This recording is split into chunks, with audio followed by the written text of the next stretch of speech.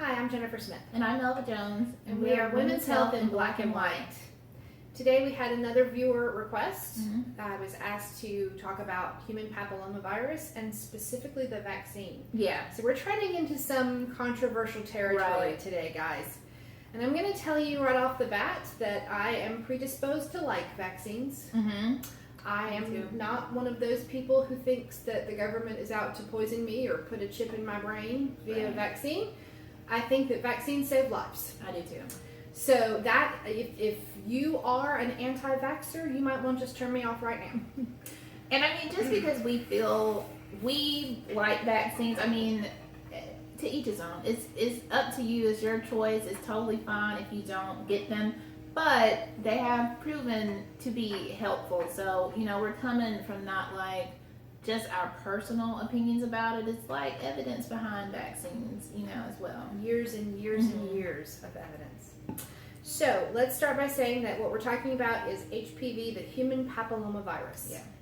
There are more than 80 strains of this virus. Some of these strains cause warts. Yeah. Some of them cause cancer. Cancer. Usually the kinds that cause warts don't cause cancer, and the kind that cause cancer don't cause warts. Right. Nearly 100% of retrospective studies on cervical cancer proves to be positive for human papillomavirus. Now there is, I can't say 100%.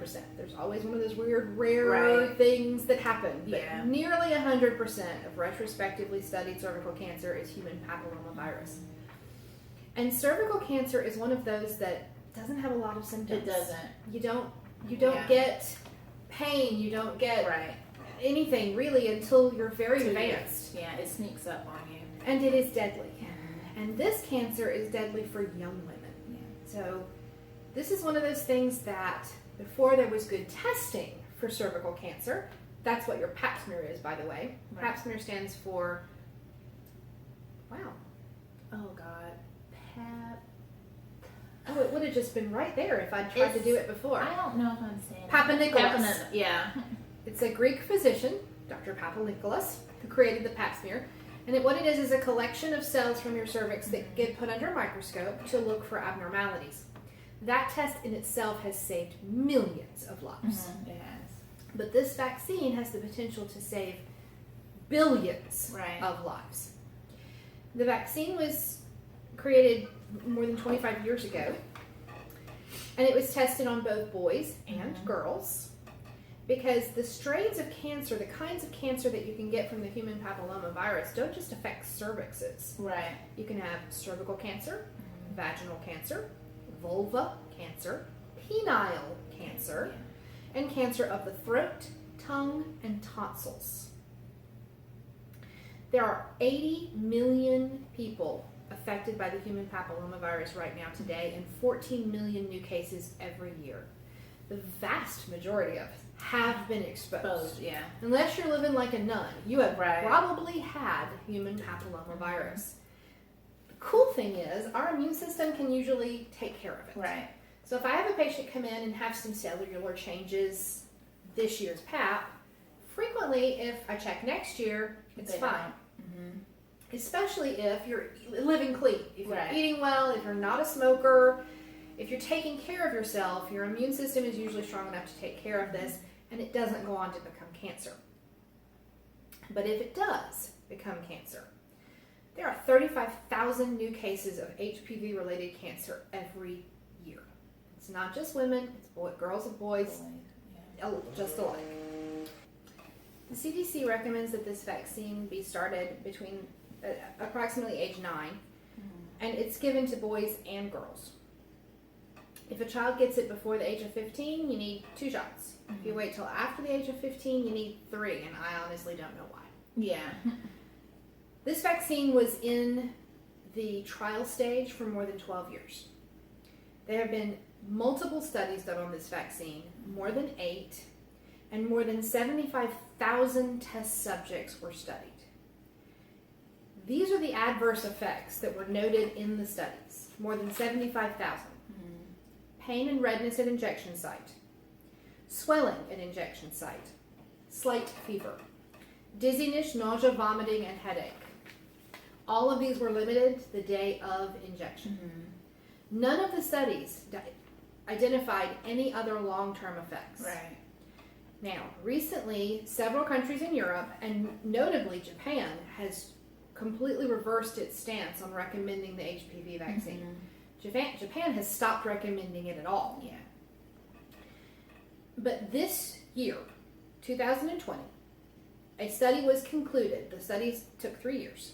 The study was concluded that showed virtually no epidemiological impact on people who get this vaccine. I'm just going to cut this into little pieces for you.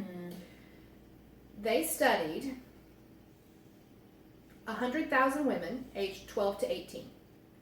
There were 24 potential adverse reactions that were noted. Out of the 100,000 women, 20.4 cases were reported with adverse reactions. When they looked at them specifically, none of these symptoms significantly influenced school attendance or had any accumulation of symptoms. As a result, it was suggested that there is no causal association between the HPV vaccine and any of the 24 previously reported adverse symptoms.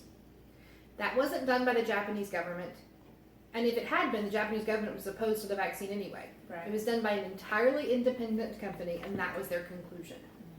In addition, worldwide, we are looking at a 90% reduction in new cases of human papilloma infections of type 6, 11, 16, and 18, which are the ones that most likely to cause cervical cancer. And an 85% reduction in high-grade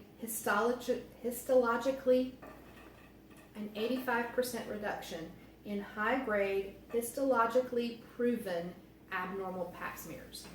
That means we're just getting a lot less cervical cancer. Right. So nothing that I read, and I really tried to look for studies that proved that the vaccine was dangerous. You're right. I found nothing that conclusively proved to me that there was a problem with this vaccine. And I will tell you that anecdotally, both my children have had it. And I would do it again. Yeah. My son has had it as well. And he didn't experience any symptoms. No fever. Mine didn't either.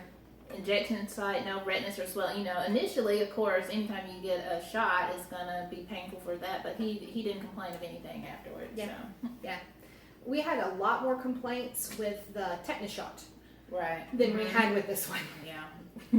Tetanus shot hurts me too. So my kids have had it. I would recommend it to my children's children. I would much rather risk some painness and redness at injection site and keep them alive. right. It's way better than suffering from possible cancer. So that is human papillomavirus. If you have any other questions or topics you want us to cover, I sure would like to hear about them. We're active on social media, Facebook, Instagram, Twitter, and we have a podcast called Afterglow, which you should check out. We've got some pretty funny stuff on there. Yep. Be well.